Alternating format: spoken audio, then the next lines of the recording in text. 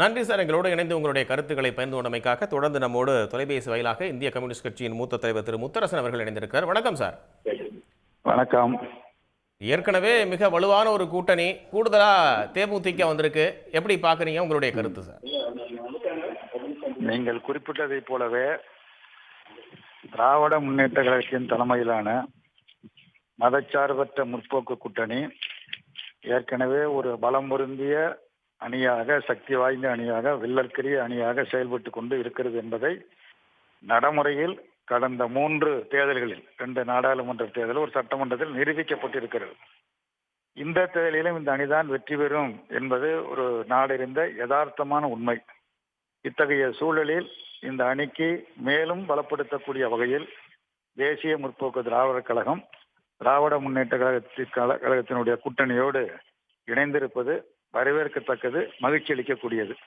எந்த அணி வெற்றி பெறும் என்பதை இதன் மூலமாக அனைவரும் புரிந்து கொள்ள முடியும். ஏன்னா வெறும் வாய்ச்சவடால் அடிக்கிட்டு இருக்கிற அணி அல்ல இந்த அணி. திமுக தலைமையிலான அணி என்பது ஒரு கொள்கை பூர்வமான அணி.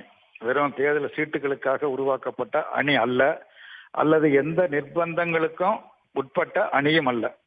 நிர்பந்தங்களுக்கோ நெருக்கடிகளுக்கோ அஞ்சி நடுங்கி பயந்து யாரும் இந்த அணியில் இடம்பெறவும் இல்லை, இடம் பெற்றதும் இல்லை.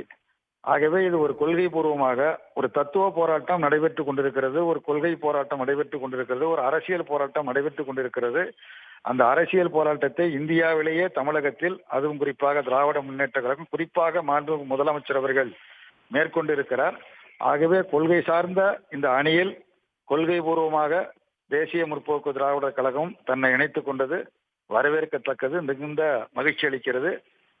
ஏற்கனவே வெற்றி பெறக்கூடிய நாங்கள் மேலும் வெற்றியை உறுதிப்படுத்தக்கூடிய வகையில் இந்த சேர்க்கை என்பது, இந்த அணி சேர்க்கை என்பது அமைந்திருக்கிறது என்பதை மகிழ்ச்சியோடு தெரிவித்துக் கொள்கிறேன். நன்றி சார், இணைந்து உங்களுடைய கருத்துக்களை பகிர்ந்து கொண்டமைக்காக. உடனுக்குடன் செய்திகளை தெரிந்து கொள்ள சன் நியூஸ் பெல் ஐகானை கிளிக் பண்ணுங்க.